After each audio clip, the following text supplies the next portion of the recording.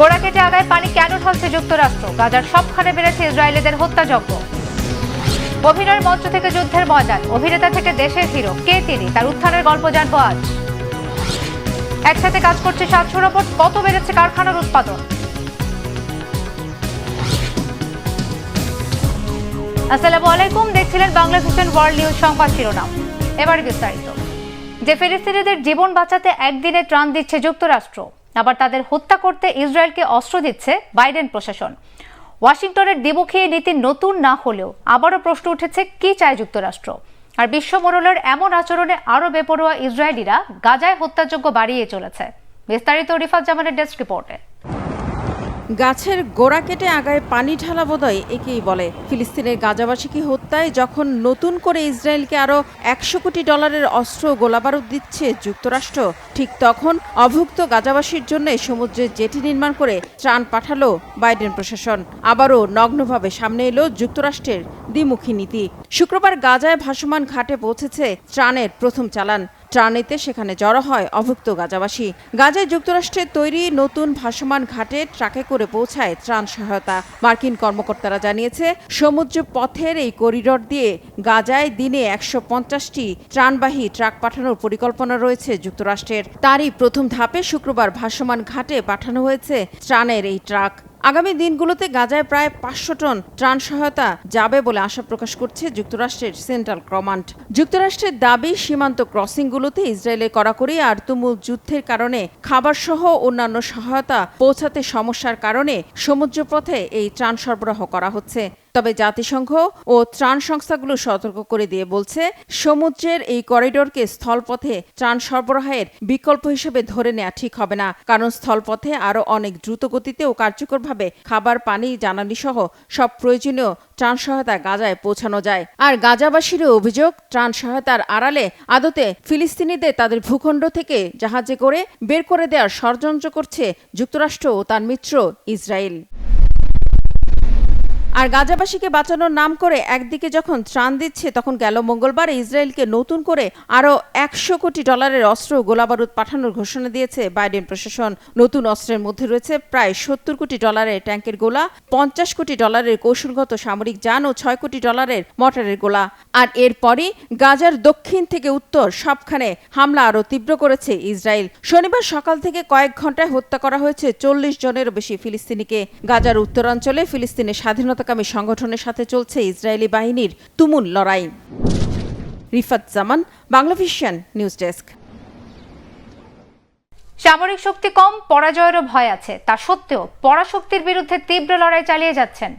এত রক্তপাত, প্রাণহানি আর ক্ষয়ক্ষতির পরও পরাজয় মেনে নেননি। তাই তো তিনি এখনো ইউক্রেনবাসীর হিরো। বলছি ইউক্রেনের প্রেসিডেন্ট ভ্লাদিমির জেলেনস্কির কথা। প্রেসিডেন্ট হিসেবে 5 বছর পার করেছেন, যার 2 বছরই কেটেছে যুদ্ধে। কৌতুক অভিনেতা থেকে জনগণের হিরো বনে যাওয়া এই নেতার উত্থানের গল্প জানাচ্ছেন হাফিজুল ইসলাম। পেশায় ছিলেন একজন কৌতুক অভিনেতা। কোনো রকম রাজনৈতিক অভিজ্ঞতা ছাড়া লড়েছেন সেই সময়ের ক্ষমতাসীন রাষ্ট্রপতির বিরুদ্ধে। 73% ভোট পেয়ে জিতেছেন নির্বাচন। ইউক্রেনের রাষ্ট্রপতি হিসাবে সোমবার 5 বছর পূর্ণ হচ্ছে ভ্লাদিমির জেলেনস্কির। 2019 সালে নির্বাচনের সময় ইউক্রেনের রাষ্ট্রপতি ছিলেন পেট্রো পোরোশেঙ্কো। তার বিরুদ্ধে ভোটে দাঁড়িয়ে নিরঙ্কুশ জয় পান জেলেনস্কি। ক্ষমতায় থাকার 5 বছর মেয়াদের 2 বছর ধরে চলছে যুদ্ধ। এখনও দেখা যায়নি চলমান সংঘাত সমাধানের সম্ভাবনা। তবে জেলেনস্কির সাথেই আছে ইউক্রেনের বেশিরভাগ মানুষ। আমি জেলেনস্কির পক্ষে ভোট দিয়েছি। অবশ্যই আমি পরিবর্তন চাই। আবারও বলছি, অনেক ভুলভ্রান্তি থাকলেও আমি গণতন্ত্রকে সমর্থন করি। এই 5 বছরে আমাদের রাষ্ট্রপতি আগের চাইতে অনেক শক্তিশালী হয়ে উঠেছেন। কারো সমালোচনা করা খুব সহজ, তবে ভবিষ্যতে ইতিহাসই সবকিছুর মূল্যায়ন করবে। এর আগেও অনেকে আমাদের রাষ্ট্রপতি ছিলেন, তাই তুলনা করা সহজ। আমি মনে করি তিনি বেশ চমৎকার ও ঠান্ডা মাথার মানুষ। আমার বিশ্বাস তিনি আমাদের সবাইকেই বিজয়ী করবেন। এই ব্যাপারে আমি আশাবাদী। জেলেনস্কি রাজনীতিতে এসেছিলেন কোনোরকম পূর্ব অভিজ্ঞতা ছাড়াই। দেশের শাসন ক্ষমতায় থাকা সেই সময়ের রাজনীতিবিদদের উপর চরম হতাশ ছিল ইউক্রেনীয়রা। নতুন কিছু করার স্বপ্ন দেখিয়ে জেলেনস্কি তখন পাকাপোক্ত করেছিলেন নিজের অবস্থান। চলতি বছরের মার্চে পরবর্তী নির্বাচন হওয়ার কথা থাকলেও যুদ্ধের কারণে অনির্দিষ্টকালের জন্য স্থগিত করা হয়েছে ভোটের কার্যক্রম। গত 2 বছরে রাশিয়ার আগ্রাসন ও ইউক্রেনের প্রতিরোধের ঘটনায় পাল্টে গেছে ভ্লাদিমির জেলেনস্কির প্রতি বিশ্বের মনোযোগ। যুদ্ধের কঠিন পরিস্থিতিতে কিয়েভ ছাড়তে রাজি হননি জেলেনস্কি। রাশিয়ার বিরুদ্ধে গড়ে তোলেন প্রতিরোধ। এই পদক্ষেপের কারণে ইউক্রেনের নাগরিকদের কাছে ব্যাপক হারে বেড়েছিল তার গ্রহণযোগ্যতা। কিছু বিষয় আছে যার জন্য আমি ভ্লাদিমির জেলেনস্কিকে সম্মান করি। একজন ব্যক্তি ও পেশাদার হিসেবে তিনি সফল। বিনোদন জগতে তিনি সফল ক্যারিয়ার তৈরি করতে পেরেছিলেন। এই কঠিন সময়ে দেশ পরিচালনার যথেষ্ট শক্তি ও সাহস রয়েছে তার, সেজন্য আমি তাকে শ্রদ্ধা করি। কিন্তু যদি অতীতে রাষ্ট্রপতি হিসেবে অন্য কেউ থাকতো তাহলে দেশের উন্নয়নে বিকল্প কিছু হতে পারত। ভবিষ্যতে নতুন কেউ আসলে সেটাও অন্যরকম হবে। পশ্চিমা দেশগুলোর দেয়া অনুদানের অস্ত্র আর সাহসে ভর করে চলছে ইউক্রেন। রাশিয়ার দীর্ঘমেয়াদী যুদ্ধ কৌশলের কাছে কতদিন টিকবে দেশটি? দেশের মানুষের কাঙ্ক্ষিত শান্তি আদৌ কি আনতে পারবেন জেলেনস্কি? সহসাই খোলাসা হচ্ছে না এসব প্রশ্নের উত্তর। হাফিজুল ইসলাম, বাংলা ভিশন। শর্ত সাপেক্ষে রাশিয়া ইউক্রেন যুদ্ধ নিয়ে শান্তি আলোচনায় বসতে মস্কো প্রস্তুত আছে বলে জানিয়েছেন রুশ প্রেসিডেন্ট ভ্লাদিমির পুতিন। তবে আলোচনায় দুপক্ষের স্বার্থকে সমানভাবে প্রাধান্য দিতে হবে, এমনকি কোনো পূর্ব শর্ত মেনে নেওয়া হবে না বলেও সাফ জানিয়ে দিয়েছেন তিনি। চীন সফররত রুশ প্রেসিডেন্ট ভ্লাদিমির পুতিন শুক্রবার এই ঘোষণাই দেন। সফরে ইউক্রেন ইস্যুতে খোলামেলা আলোচনা করেন চীনের প্রেসিডেন্ট শি জিনপিং ও ভ্লাদিমির পুতিন। রাজনৈতিকভাবে যুদ্ধের সমাধান খোঁজার বিষয়ে একমত প্রকাশ করেন দুই নেতা। পুতিন বলেন, রাশিয়া সবসময় ইউক্রেন ইস্যুতে আলোচনার জন্য প্রস্তুত। ইউক্রেন কিংবা তার মিত্রদের মতো কখনোই আপত্তি জানায়নি। পশ্চিমারা মস্কোর চাওয়াকে উপেক্ষা করে কিয়েভের স্বার্থ সংশ্লিষ্ট প্রস্তাব তুলে ধরতে চায়। সেটি বিশ্বের চাওয়া নাম দিয়ে রাশিয়ার উপর চাপিয়েও দিতে চায়, যা রাশিয়া কোনোভাবেই মেনে নেবে না বলে মন্তব্য করেছেন প্রেসিডেন্ট পুতিন। আলোচনায় মধ্যস্থতাকারী হিসেবে পশ্চিমাদের মানা হবে না বলেও স্পষ্ট করেন রুশ প্রেসিডেন্ট। পার্লামেন্ট নাকি যুদ্ধের ময়দান? পার্লামেন্ট অধিবেশনে সরকারি দল ও বিরোধী পক্ষের মধ্যে তুমুল হট্টগোল আর মারামারিতে তাইওয়ান পার্লামেন্ট হয়েছিল যেন এক রণক্ষেত্র। হাফিজুল ইসলামের আরও একটি ডেস্ক রিপোর্ট।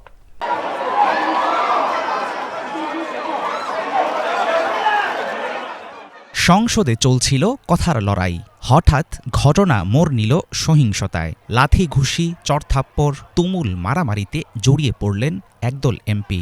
শুক্রবার তাইওয়ান পার্লামেন্ট কক্ষে সরকার ও বিরোধী দলের মধ্যে মতবিরোধের জেরে শুরু হয় সংঘর্ষ। ঘটনার দিন পার্লামেন্টে চলছিল একটি আইনের নতুন সংস্কারের প্রস্তাব নিয়ে আলোচনা। ভোট শুরুর আগেই সংসদ কক্ষের বাইরে শুরু হয় বাকবিতণ্ডা ও চিৎকার চেঁচামেচি। পার্লামেন্ট হয়ে ওঠে মল্লযুদ্ধের ময়দান। সাময়িক শান্ত হলেও খানিক বিরতিতে পরিস্থিতি রূপ নেয় সহিংসতায়। ডেমোক্রেটিক প্রোগ্রেসিভ পার্টি যদি ভোটাভুটির বিষয়টি বন্ধ করার চেষ্টা চালাতে থাকে, আমি মনে করি তাহলে এমন হাতাহাতি বারবার ঘটবে। তাই আমরা রাষ্ট্রপতি লাই চিং-তেকে আহ্বান জানাই যাতে তিনি ডিপিপির সাথে কথা বলেন। প্রতিবারই তারা যেন সহিংসতার পথ বেছে না নেয়। চলতি বছর জানুয়ারিতে তাইওয়ানের প্রেসিডেন্ট নির্বাচিত হন লাই চিং-তে। প্রেসিডেন্ট হলেও দেশটির পার্লামেন্টে সংখ্যাগরিষ্ঠতা হারিয়েছে তার দল ডেমোক্রেটিক প্রোগ্রেসিভ পার্টি। কিন্তু প্রধান বিরোধী দল কুওমিন্টাংও পায়নি একচ্ছত্র সংখ্যাগরিষ্ঠতা। নিজেদের অবস্থান শক্ত করতে তাইওয়ান পিপলস পার্টি টিপিপির সাথে জোট বেঁধেছে কুওমিন্টাং। পার্লামেন্টে কুওমিন্টাং জোটের একতরফা প্রভাব মানতে রাজি না ডেমোক্রেটিক প্রোগ্রেসিভ পার্টি। ক্ষোভ ও বিরোধিতার ভাবনা থেকেই মূলত সহিংসতার সূত্রপাত।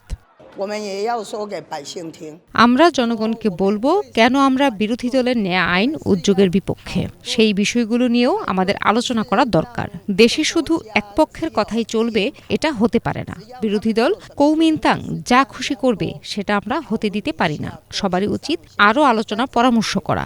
রাষ্ট্রপতির কাছে আমার আহ্বান, শুধু কুওমিন্টাংয়ের জন্য নয়, তিনি যেন পুরো তাইওয়ান সংসদের রাষ্ট্রপতি হতে পারেন। আমি আশা করি তিনি সবার মাঝে যোগাযোগের সেতু হবেন।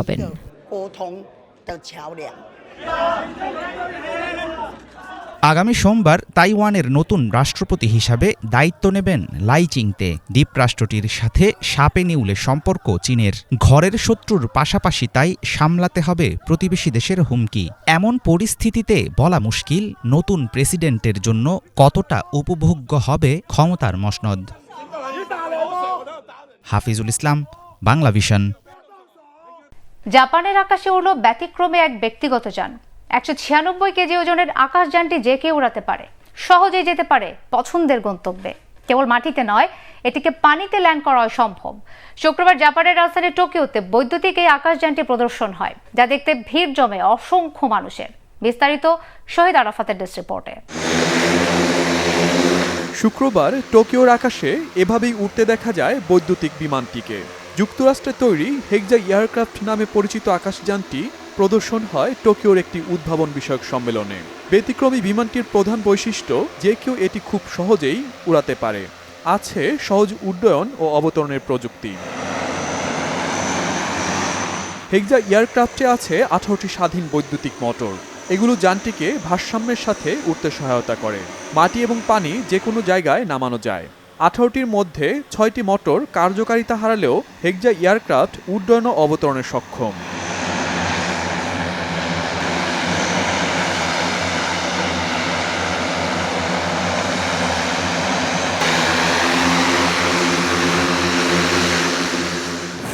Very simple. The computer handles most of the details, including যানটি নিয়ন্ত্রণ করা খুব সহজ। সামনে যেতে চাইলে সহজেই এটিকে সামনের দিকে নেওয়া যায়। শুধু একটি বোতামে চাপ দিন। দেখুন মজার বিষয়, এটি কিভাবে উপরে উঠে যাচ্ছে, আবার অপর বোতামে চাপ দিলে নিচে নেমে আসছে। forward. Press a button to take off, press a button to land. বিশেষ এই ব্যক্তিগত যানটির ওজন 196 কেজি, বাজার মূল্য প্রায় $5 লাখ, বাংলাদেশি মুদ্রায় 5 কোটি টাকার মতো। এটি চালাতে দরকার হয় না বিশেষ কোনো ট্রেনিংয়ের। মাত্র 2 ঘন্টার প্রশিক্ষণেই এটি উড়াতে পারবে যে কেউ।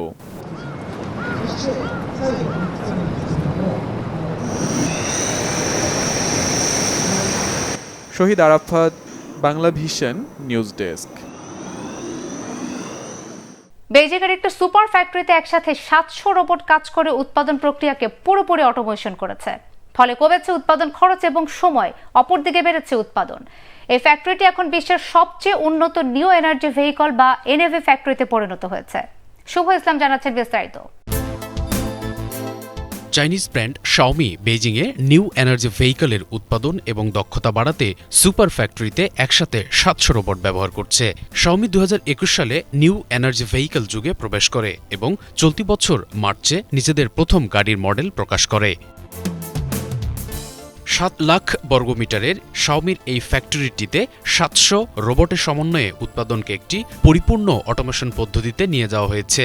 পদ্ধতিটি এই ফ্যাক্টরিকে বিশ্বের সবচেয়ে উন্নত নিউ এনার্জি ভেহিকল বা এনইভি ফ্যাক্টরিতে পরিণত করেছে।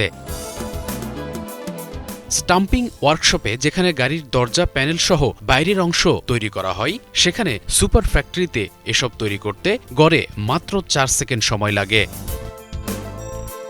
China association of mobile manufacturers এর তথ্য মতে 2023 সালে চীনে নিউ এনার্জি ভেহিকল বিক্রির পরিমাণ যথাক্রমে 35.8 এবং 37.9% বেড়েছে, যা বিশ্বব্যাপী মোট এনইভি বিক্রয়ের প্রায় 65%। চীন টানা 9 বছর ধরে বিশ্বের শীর্ষস্থানীয় এনইভি উৎপাদনকারী এবং বিক্রেতা দেশ। শুভ ইসলাম, বাংলা ভিশন নিউজ ডেস্ক। বিদেশি পর্যটকদের আকর্ষণ করতে ক্রুজ শিপের নতুন ভিসা মুক্ত নীতি চালু করল চীন। 15 মে থেকে বিদেশি পর্যটকদের ভিসা ছাড়াই প্রবেশের অনুমতি দিয়ে নতুন এই নীতি কার্যকর করা হয়। চীনে ভ্রমণকালে পর্যটকরা উপকূলীয় প্রদেশ, পৌরসভা এবং স্বায়ত্তশাসিত অঞ্চল পরিদর্শন করতে পারবেন। এতে উপভোগ করা যাবে চীনের নদী এবং পর্বতমালার মহিমান্বিত দৃশ্য। আকর্ষণীয় খবর হলো এ সময় বেইজিংও ঘুরে বেড়াতে পারবে পর্যটকরা। ইফাত জাহানের ডেস্ক রিপোর্ট। বিদেশি পর্যটকদের আকর্ষণ করতে ক্রুজ শিপে নতুন ভিসামুক্ত নীতি চালু করেছে চীন। বুধবার চীনের রাষ্ট্রীয় অভিবাসন প্রশাসন এনআই এর কর্মকর্তা বলেন, নতুন এই নীতি চালু করার ফলে দেশটির ক্রুজ শিল্পের আরও বিকাশ ঘটতে যাচ্ছে। 15 মে থেকে বিদেশি পর্যটকদের ভিসা ছাড়াই প্রবেশে অনুমতি দিয়ে নতুন এই নীতি কার্যকর করা হয়। এনআইএর বিবৃতি অনুসারে চীনে ভ্রমণকালে পর্যটকরা উপকূলীয় প্রদেশ, পৌরসভা এবং স্বায়ত্তশাসিত অঞ্চল পরিদর্শন করতে পারবে। আকর্ষণীয় খবর হলো এ সময় বেইজিংয়েও ঘুরে বেড়াতে পারবে পর্যটকরা। তবে পর্যটকরা চীনে 15 দিনের বেশি অবস্থান করতে পারবে না। বর্তমানে সাংহাই, তিয়ানজিন, জিয়ামেন এবং শেনজেনের বন্দর সহ চীনে 13টি বন্দর রয়েছে। এসব জায়গায় উন্নত পরিষেবার জন্য রয়েছে সুপ্রতিষ্ঠিত অবকাঠামো।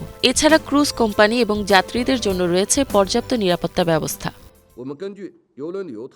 আমরা পর্যটকদের সমস্ত উপকূলীয় প্রদেশ, স্বায়ত্তশাসিত অঞ্চল, পৌরসভা এবং বেইজিংয়ে ভ্রমণের সুবিধা দিয়েছি। বিদেশি ট্রাভেল এজেন্সিগুলোকে বৈচিত্র্যময় পর্যটন প্যাকেজ ডিজাইন করার অপশন করে দিয়েছে, যাতে পর্যটকরা চীনের চমৎকার নদী এবং পর্বতমালার মহিমান্বিত দৃশ্য উপভোগ করতে পারে। বন্দরে ক্রুজ জাহাজের ভেজালহীন প্রবেশ থেকে প্রস্থান এবং পর্যটকদের স্বস্তিদায়ক ভ্রমণ নিশ্চিত করতে নানা পদক্ষেপ নিয়েছে চীন। ইফাত জাহান, বাংলাভিশন। আজ 18 মে বিশ্ব জাদুঘর দিবস। বিশ্বের বিভিন্ন দেশে বিভিন্নভাবে দিবসটি পালিত হচ্ছে, তবে ব্যতিক্রমী উদযাপন লক্ষ্য করা গেছে ব্রাজিলের সাও পাওলো বিশ্ববিদ্যালয়ের বিজ্ঞান জাদুঘরে। সেখানে ভার্চুয়াল রিয়েলিটি বা ভিআর প্রযুক্তির মাধ্যমে জলবায়ু সমস্যা সংক্রান্ত সমাধানে অভিজ্ঞতা বিনিময় করা হচ্ছে।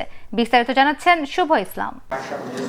18 মে বিশ্বব্যাপী আন্তর্জাতিক জাদুঘর দিবস পালন করা হয়। দিবসটির এই বছরের থিম শিক্ষা ও গবেষণায় জাদুঘর। এই উপলক্ষে ব্রাজিলের সাও পাওলো বিশ্ববিদ্যালয়ের বিজ্ঞান জাদুঘর তার প্রদর্শনীতে ভার্চুয়াল রিয়েলিটি বা ভিআর প্রযুক্তি প্রদর্শন করেছে, যা দর্শনার্থীদের জলবায়ু সংক্রান্ত সমস্যা সমাধানে অভিজ্ঞতা বাড়াতে সাহায্য করছে। USP center for research and ইনোভেশনের ব্রেইন চাইল্ড হিসেবে জাদুঘরটির উন্নত সরঞ্জামাদির মাধ্যমে গবেষক, উদ্যোক্তা এবং স্টার্টআপদের তাদের জলবায়ু পরিবর্তন সংক্রান্ত বিভিন্ন বিষয়ের যাচাই বাছাই এবং পরীক্ষা করার সুযোগ দেয়। জাদুঘরটির লক্ষ্য প্রতিদিনের দর্শনার্থীদের জলবায়ু পরিবর্তনের গভীর গুরুত্ব বোঝানো, পাশাপাশি জলবায়ুর বিভিন্ন সমস্যা সমাধানে সম্মিলিত প্রয়াসের উপর গুরুত্বারোপ করা। আমরা ভিআর প্রযুক্তির মাধ্যমে দর্শকদের 325 মিটার উঁচুতে স্বাগত জানাচ্ছি। ভিআর এর মাধ্যমে আপনি টাওয়ারের সবকিছু দেখতে পাবেন, এমনকি রেইন ফরেস্টেও বর্ণালীও। এটি খুব গুরুত্বপূর্ণ একটি পয়েন্ট, কারণ গ্রিন হাউস গ্যাসের সাথে গ্রহের সম্পর্কও করতে পারবেন। শুভ ইসলাম, বাংলাভিশন নিউজ ডেস্ক। এই ছিল আজকের মতো। সাথে থাকার জন্য ধন্যবাদ।